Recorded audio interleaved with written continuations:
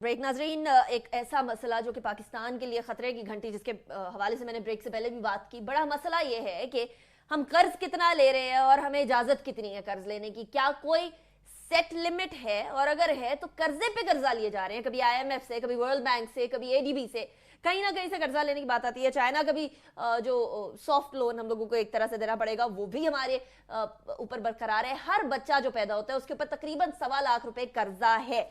ऐसे में पाकिस्तान तरक्की कैसे करेगा आने वाले वक्तों के अंदर, इस हवाले से बात करेंगे। डॉक्टर शाहिद हसन सिद्दीकी साहब भी हमारे साथ मौजूद हैं, इकोनॉमिस्ट हैं। डॉक्टर साहब बहुत शुक्रिया आपने ज्वाइन किया। डॉक्टर फारूक साहब, सबसे पहले मैं आपकी तरफ आऊंगी।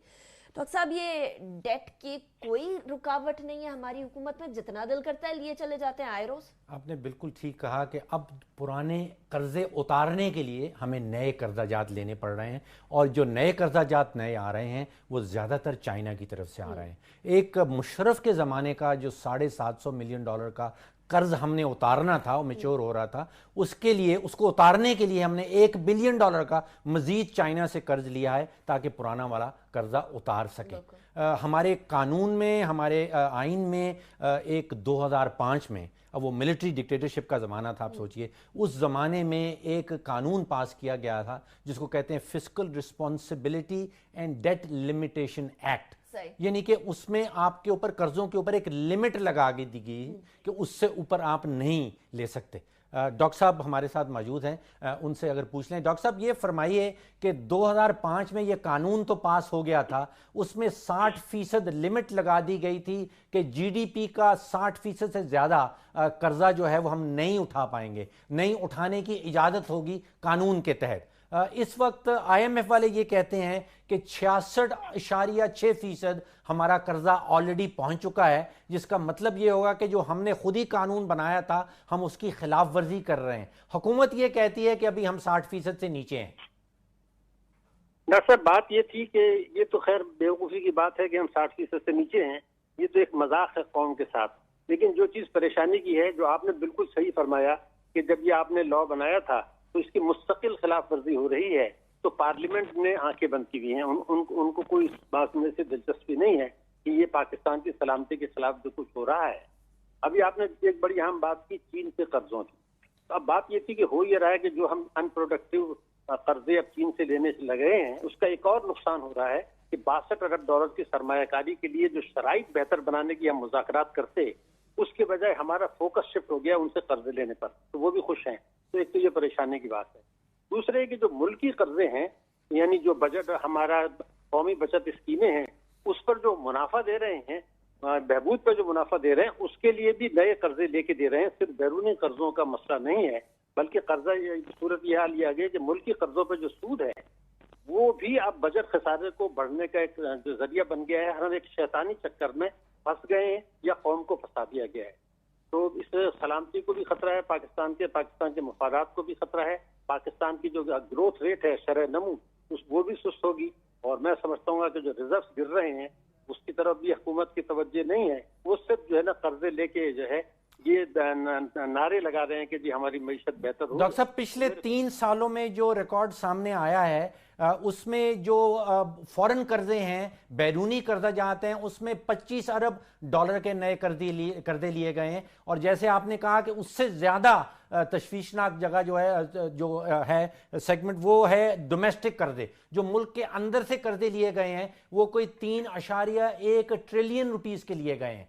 तो ये डेट ट्रैप हमें समझा दीजिए, क्या हम उस तरफ बढ़ रहे हैं? डेट ट्रैप होता क्या है? उससे आम पाकिस्तानी की जिंदगी पे क्या फर्क पड़ेगा?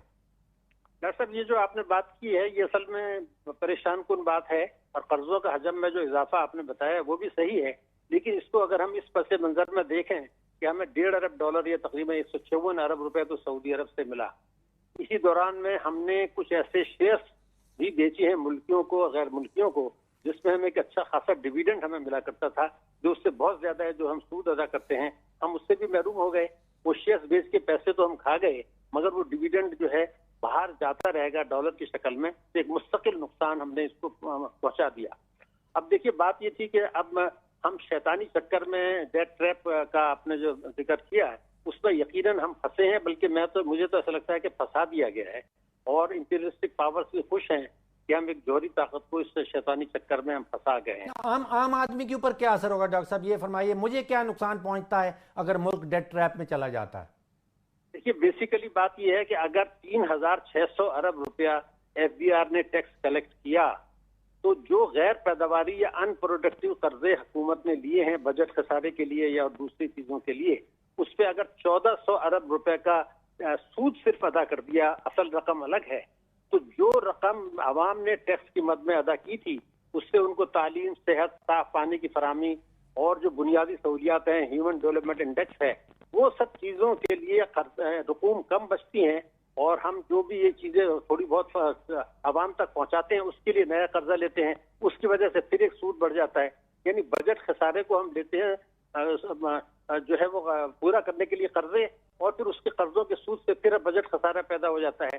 تو عام آدمی کا تو ایک بڑا مسئلہ یہ ہے، مجھے یاد ہے آپ نے ایک دفعہ پہلے یہ بھی کہا تھا کہ جو لوگ ٹیکس نہیں دیتے کا ایک بہانہ لوگوں کے پاس یہ بھی ہے کہ جو کچھ ہم دیتے ہیں وہ تو کرپشن، شاہ خرچیوں اور ان قرضوں کی ادائیگی پر صرف ہو جاتا ہے جو قرضے عوام کی فلاح و بہبود کے لیے استعمال ہی نہیں ہوئے۔ تو یہ ایک بہت بڑا ڈیٹرنٹ ہے، اس کی طرف بھی میرے خیال سے توجہ کی ضرورت ہے۔ اچھا، آپ کا کہنا یہ ہے کہ جب ہم قرضے کے اوپر قرضہ لیتے ہیں تو بجٹ کے اندر صحت اور تعلیم کے لیے جو اخراجات ہیں ان میں کمی آ جاتی ہے، اور یہ اگر اسی سمت میں بڑھتے رہے تو مزید اتنی کمی آ جائے گی کہ پھر ایک سٹیج آ جائے گی جس پہ حکومت کے پاس صحت اور تعلیم کے اوپر خرچ کرنے کے لیے کوئی پیسہ نہیں بچے گا۔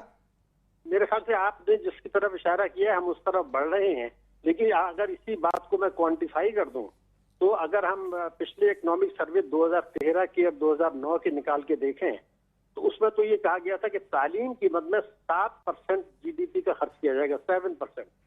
تو 7% کے حساب سے اگر 2015 سے اگر وہ ان 3 سال میں دیکھا جائے تو تعلیم کی مد میں چاروں صوبوں نے وداؤٹ ایکسیپشن 4000 ارب روپیہ تو تعلیم کی مد میں ہم نے کم مختص کر دیے، 4000 بلین۔ دوسری چیز یہ تھی کہ آپ نے صحت کا اشارہ کیا، تو صحت میں تو ابھی یہ کہا گیا ہے کہ پاکستان جس پوزیشن پر پہنچ گیا ہے تو یو این ڈی پی کی تو سفارش ہے کہ ہم 5% اب صحت پہ ہمیں خرچ کرنا ہوگا، ہم خرچ کر رہے ہیں 0.9% چاروں صوبے۔ تو ایکچولی اب نیگلیجبل اماؤنٹ، اور جہاں تک میرے پاس فیگرز ہیں جنوبی ایشیا میں جی ڈی پی کے تناسب سے ہم سب سے کم، اوسط سے کم خرچ کر رہے ہیں تعلیم اور صحت پر، اور افریقہ کے غریب ملک سے آلریڈی کم کر رہے ہیں۔ تو ہم جو کچھ خرچ کر رہے ہیں وہ ایکچولی ان شعبوں میں وہ بھی قرضے لے کے کر رہے ہیں، بجٹ خسارہ لے کے کر رہے ہیں، بیرونی قرضے لے کے کر رہے ہیں۔ تو یہ تو پہلے ہی ایک تکلیف کی صورتحال ہے، اور ہمارا ہیومن ڈیولپمنٹ انڈیکس بھی ہم جنوبی ایشیا میں نیچے چلے گئے ہیں۔ تو اب یعنی صرف ہم گروتھ ریٹ کی بات کر رہے ہیں، معاشی ترقی کی بات تو ہم کر ہی نہیں رہے ہیں ابھی، تو معاشی ترقی تو ہو ہی نہیں رہی ہے۔ گروتھ ریٹ ہے ہمارا شرح نمو، لیکن وہ بھی عوام پر بوجھ ڈال کے حاصل کیا جا رہا ہے۔ تو یہ تو پوری پالیسی نیگیٹو ہے، اور میں سمجھتا ہوں گا کہ قومی سلامتی کے بھی خلاف ہے۔ ٹھیک، ڈاکٹر شاہد حسن صدیقی صاحب بہت شکریہ، آپ نے ہمارے شو میں جوائن کیا۔ ڈاکٹر صاحب کوئکلی بریک پہ جانے سے پہلے، وہ 60% کی لمٹ ہے، 66.6 پہ ہم چلے گئے ہیں، حکومت کہتی ہے ہم 59.1% پر ابھی موجود ہیں، تو یہ کیا ضروری ہے 0.9% ہی گیپ رکھا جائے؟ تو تھوڑا زیادہ گیپ رکھ لیں، 60% تو تقریباً ہو گیا پھر۔ دیکھیے ڈاکٹر صاحب نے یہ کہا کہ یہ پارلیمنٹ کی ذمہ داری بنتی ہے کہ یہ قانون کی پاسداری کروائیں حکومت سے۔ آپ کو یاد ہوگا کہ ہر 2 یا 3 سال کے بعد امریکہ کا پورا ریاستی کاروبار رک جاتا ہے، کیونکہ کانگریس نے جس ڈیٹ کی اجازت دی ہے اس سے تجاوز کرنے کی جب ضرورت پڑ جاتی ہے تو کاروبار رک جاتا ہے۔ حکومت کو یہ آزادی نہیں ہوتی، امریکن حکومت کو، امریکن صدر کو یہ آزادی نہیں ہوتی کہ وہ جا کے مزید قرضہ جات لے لے جب تک کانگریس اس کو اپروو نہیں کرتی۔ ہمارے ہاں قانون بھی موجود ہے، آئین بھی موجود ہے، وہ 60% کی لمٹ بھی آپ کو بتا رہا ہے، اور آپ مسلسل اس سے تجاوز کرتے چاہتے ہیں اور کچھ بھی نہیں ہوتا، نہ پارلیمنٹ کچھ کرتی ہے، نہ ریاست کا کوئی اور ادارہ کچھ قدم اٹھاتا ہے۔ تو یہ سمت جو ہے یہ صحیح نہیں ہے۔